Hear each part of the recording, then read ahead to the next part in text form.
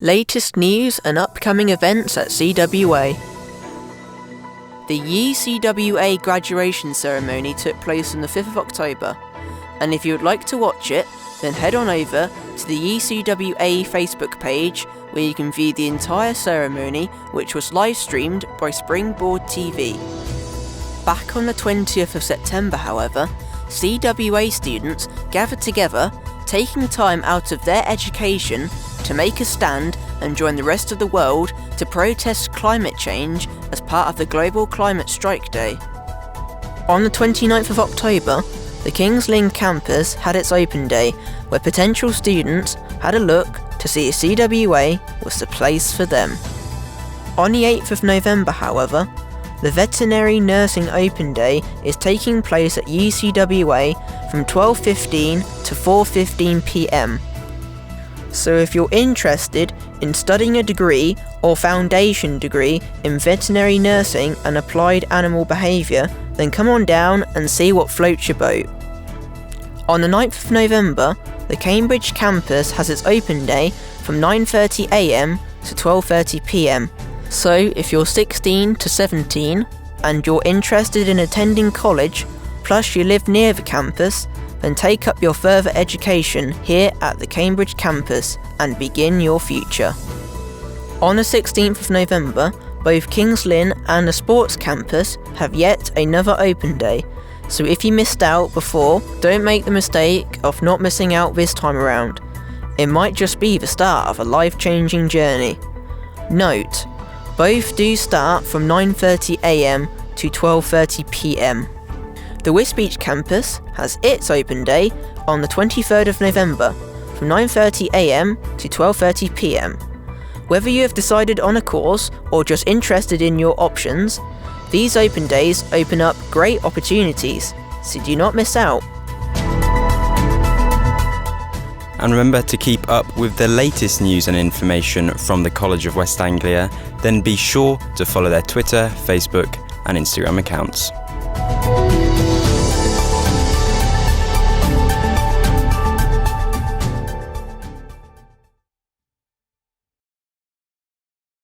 Hello boys and girls, and welcome to the NeverEnding podcast, where we never stop talking, ever.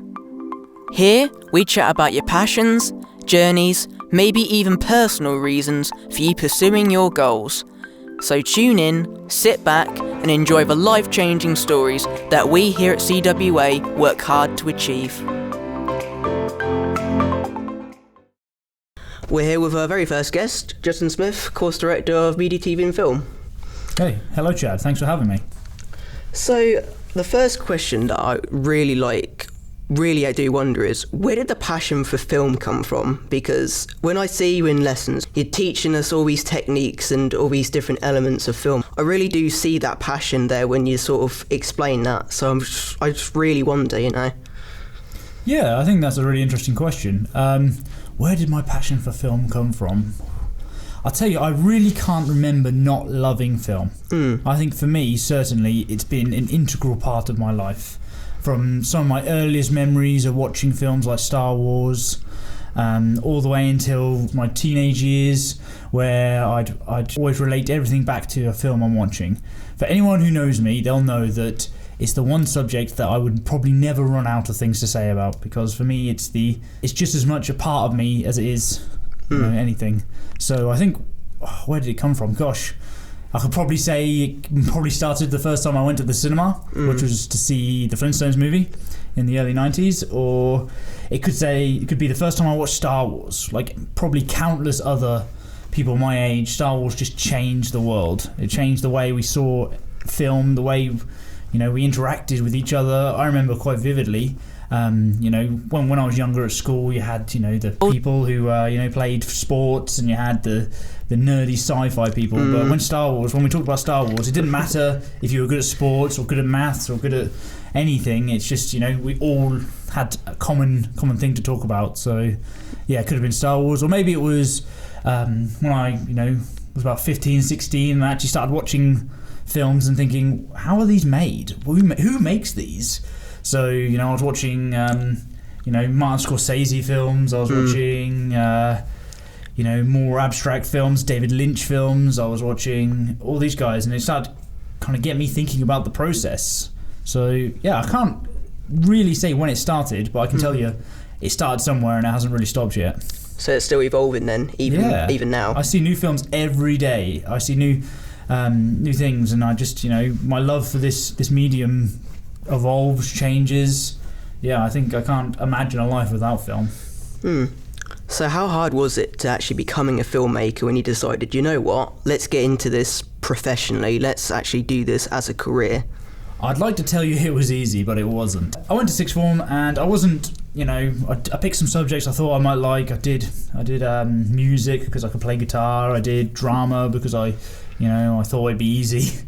And I didn't really think about where I was going to go next. And surprise, surprise, I didn't do very well at sixth form. I barely passed my AS and I didn't pass my A level. And that could have been because I wasn't really interested in what I was doing. Maybe I just turned 18, so I had other things on my mind. But I really, didn't enjoy my time there. And it's just by happenstance that I was looking at a college prospectus, thinking what was I going to do next, that I saw a media, TV and film course. And I thought, I like the idea of filmmaking. I think this would be a really cool career path, get to make films. I already knew I loved film because I'd watch them all the time. So, it can't be that hard to make them.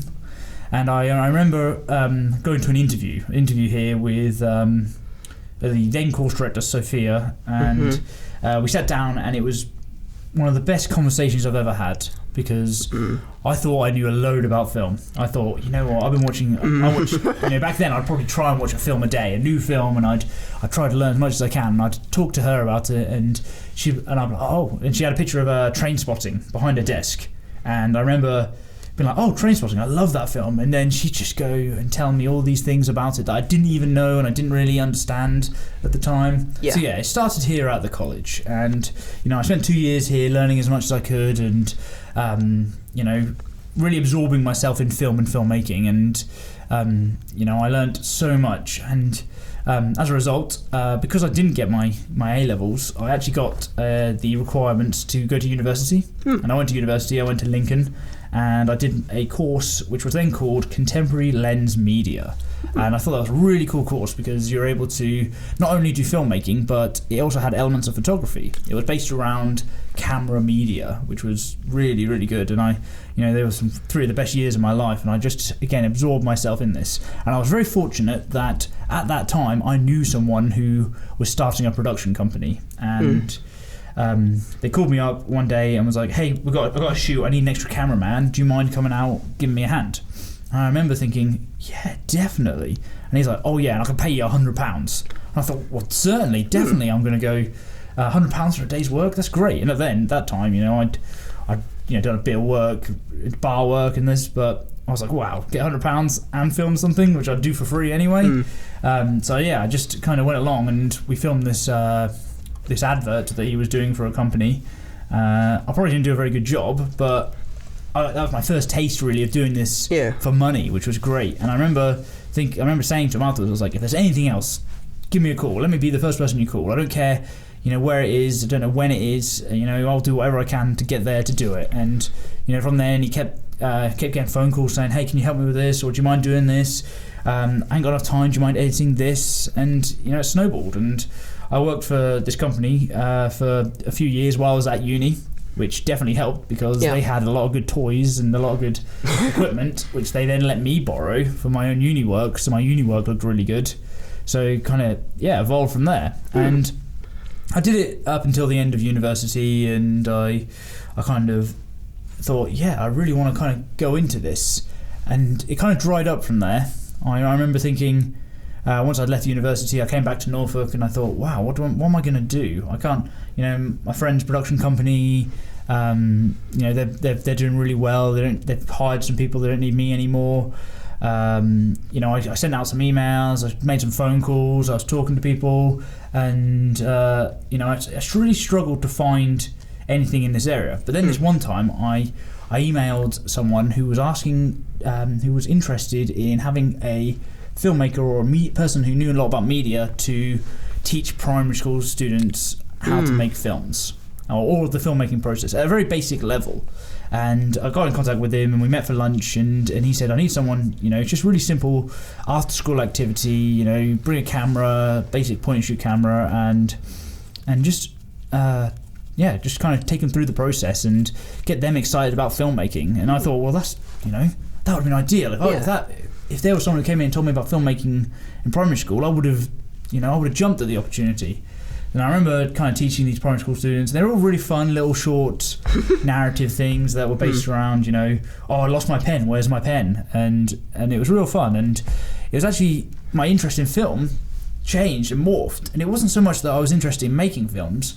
I found an interest or a love in sharing my love for film with others.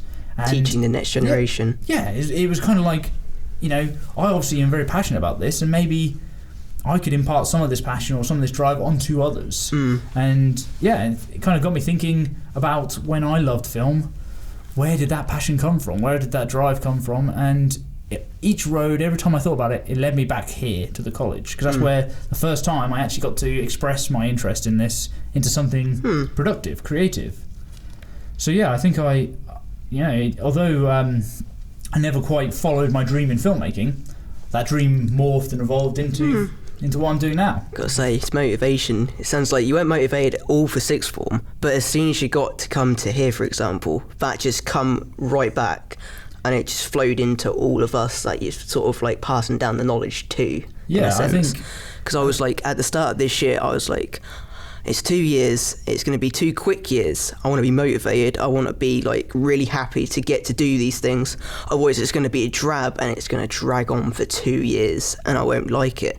But so far, I've been really happy with everything, really. I mean, that's good to I've hear. really enjoyed all the projects, to be honest, When we've gone through these little theory sessions and whatnot, I'm just really interested all the time. It's not like schoolwork back in, I don't know, English class where you've got to answer these little questions as soon as you watch something, It's something I'm actually interested in, Yeah, good. And that's the key, that I think you need to find something that gets you excited, makes you passionate, that keeps you up at night. And if you can find that and keep hold of that and follow that, then it doesn't matter if you're not paid as much, or you're not you're doing something you love. And like you say, we're on this planet for a short time, so why not do something you love? Exactly. Yeah. So, because you're here at CWA, what is one of your favourite memories from being here as a student exactly? I wish I could tell you what my favourite memory is, but I honestly, I don't have a specific memory. It's more of a feeling. Like I have a feeling. I remember being here, and this was, again, that first time I felt valued. I felt, supported. I felt, someone actually genuinely cared about me. And cared for me to do well. Something that I didn't have at school, or I might have had, but maybe I was just oblivious to. But this is the first time I remember feeling that way. So I don't have a specific memory, unfortunately. I remember some sessions with James. James taught me. He was his first year teaching, and I was his first year. And I remember some of his lessons would devolve into these philosophical debates about physics, about life, about everything, and he'd always find a way to link it back to what we were learning about. So it wasn't just learning about media, I was learning about life, because at that point in my life I was just turned 18. I thought I knew everything, and it's funny, you think you know everything when you're younger, but then something else, you just learn so much more as time goes on. So I can't tell you about a specific memory, but I can tell you the feeling of that I associate with this place, which is support, comfort, warmth, happiness, all the positive things that you should associate with education. Everything you just said then pretty much is me, sort of things. Like, back in schools, I never thought they really gave too much of a damn about me and my well-being, even though I'm on the spectrum and whatnot, and I'm obviously under their radar anyway. So they're obviously like, oh, hey, you're okay, what have they done to you? It's like, don't worry, I'm okay, I'm a big boy now, don't worry about it. But here I'm sort of treated more like an adult rather than a kid, and I'm not really, treated differently at all because of what I have, I'm treated just like everyone else. Certainly, and I get to do what I love to do, I think that's important, that making that jump from being treated like a child at school and then actually being treated like an adult. Yeah, and that's probably what I enjoyed. I felt finally I was in a place where I wasn't, that kid in year 7 that accidentally threw a rock at a window. I say accidentally. I threw a rock at a window, and then, I was in sixth form. I had that same teacher who told me off, and he probably still remembered that. So, yeah, I think that's a good thing to think about. Is this is the first time, especially I was on the same level as everyone, not just some child. When I come into this, I'm like, let's hope they know what they're doing. Let's hope they sort of don't tell me something once and then tell me something different. Because I noticed, like, all the lecturers all have their own opinions. They never agree with each other here. I think it's quite. I wouldn't have it. It's sort of a lose-lose for me, because like when I'm doing my work, I'm like, if I do it like this, he'll like that, but he will not like that though. So it's sort of like, who do I want to do it, like, who do I want to abide this to? Yeah. Exactly. But that's the thing as well, is we are in an art-based subject, and I'd hate to be in a situation where everyone agreed. Because the best thing in the world is talking about art, talking about anything, talking about life, and debating. There's a film you watch and you really like it. If you're passionate enough and strong enough to argue your case, then I might change my mind. Certainly, and I think that's the key. Really, is that it's good. It's better to have an opinion than not. Yeah, exactly. It's boring to go through life with people who don't want to, who don't feel passionate enough to argue how they feel about something. I used to have the attitude of, I don't want to cause any conflict by expressing my opinion if you don't agree with it. Yeah. But now I'm sort of more of an attitude because of this sort of like course. You know what? I don't actually care what you think. I'm going to say it anyway. Don't sort of mind your opinion. Yeah. Obviously, you're entitled to it, but I want to say what I want to say and not get any sort of like spiel for it. And I'm happy for anyone to voice their opinion on anything, really. That's what makes us individuals. For being here to teach the next generation sort of thing, would you say this is like your final destination in your career? Like, this is what you're going to do for the rest of your life? Or are you going to go on to another place? Have you got somewhere in mind for the future, potentially?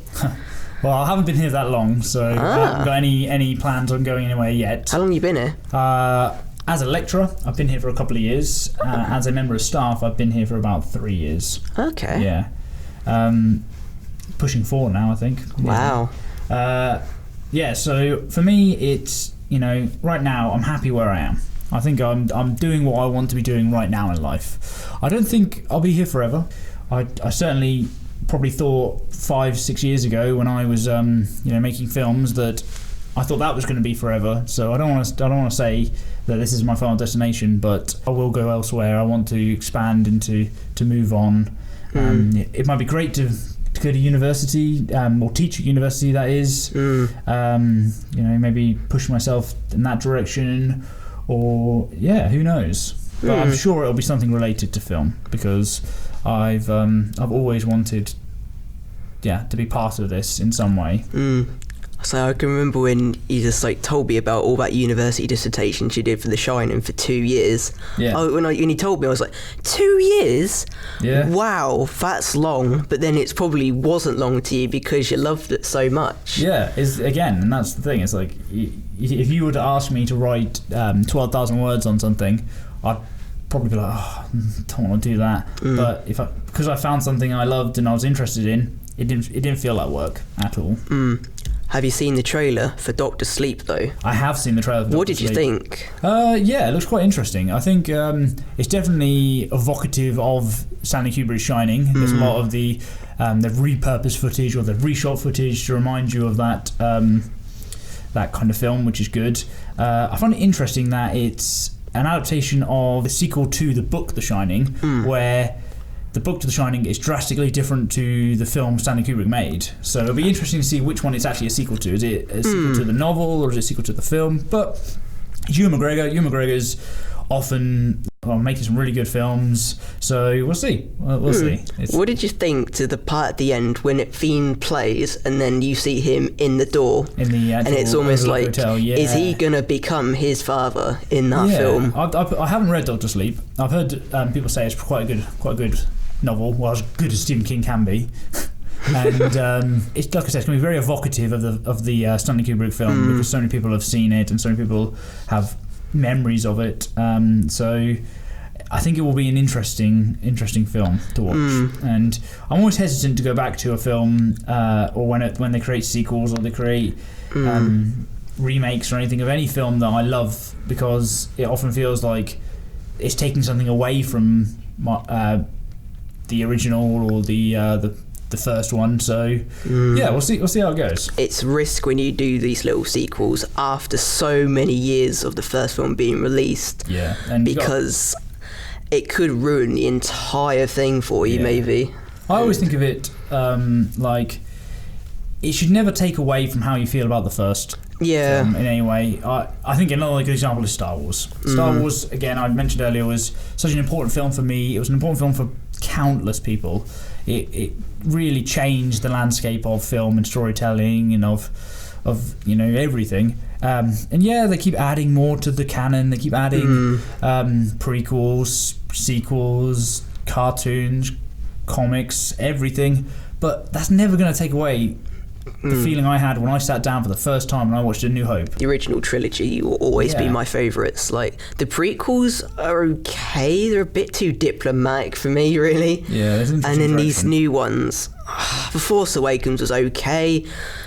Last Jedi was... don't even go there. That was absolutely terrible. It's also important to think that, maybe not for us, it's not our taste, but who knows? Maybe the prequels are doing something for another generation that the originals did for us or for me. So I might have an opinion on them, but I never think they shouldn't be made, because there could be some kid, some 5-year-old kid watching Attack of the Clones and being inspired to become a filmmaker, and that's that's a great thing that can happen.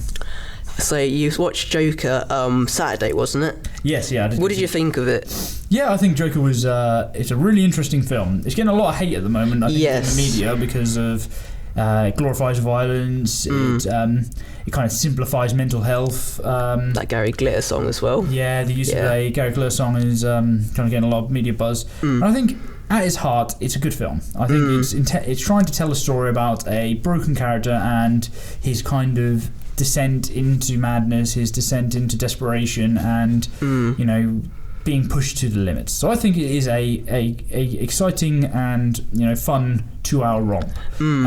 I think what takes away from it is its attachment to the property, unfortunately.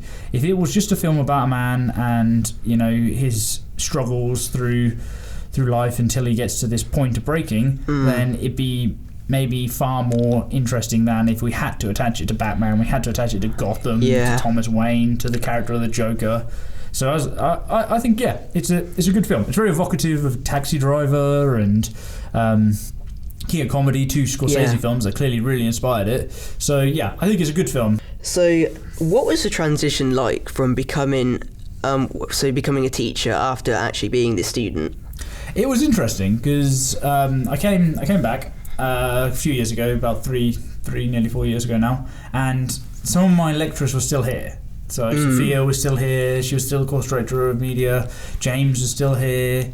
So it was interesting kind of almost seeing how the sausage is made. All those years of being a student and not seeing behind the veil, and then all of a sudden you're thrust into this world and you can kind of see thing. And you are treated a bit differently as an ex-student because they know you. It's like what I said about high school, how high school's seen you develop and change, and they've seen you at your worst, so they almost associate that. But it was interesting coming back because it was after such a long time. It was 10 years that after I left college to when I came back, and coming back and actually talking to them, you almost fall into the place of how you remember them, and you realise it's been 10 years, things have changed, everyone's lives have changed, everyone's kind of changed as a person. And I actually, I really enjoyed it. I came back, and what people I looked up to as my, my mentors and my, the people who taught me so much about about in the film industry and filmmaking. Now I was on their level and I was teaching them things and I was going through stuff with them and they were and we were helping each other, supporting each other. So it was an interesting change, but it was real good. And ultimately, Sophia, who left, gave way for me to become the course director, and almost the student becomes the master. Yeah, the Padawan becomes the master. It's like I was once but the learner, but now I'm the master. Sort of thing. So it was, and Sophia did impart some really kind of wise messages and kind of lessons on me that I think have really supported me and helped me in this role. So like, even though they're not, that I don't think of them as my teachers anymore, they're still, friends. They're still supportive and And I always see Soph and I always see James and stuff outside. I was going to ask, do you still sort of see them around or anything like that? Still sort of talk to them? Certainly, I think that it's like friendships that are formed and won't break anytime soon. When I see you with Luke, I don't see you two as just co-workers. I see you two as just best friends sort of thing, really. Yeah, and I think that's it's because we're in an environment where we all have the same interests or similar interests, and we all can talk about these things and hang out. And I think with Luke and I especially, we both just love film.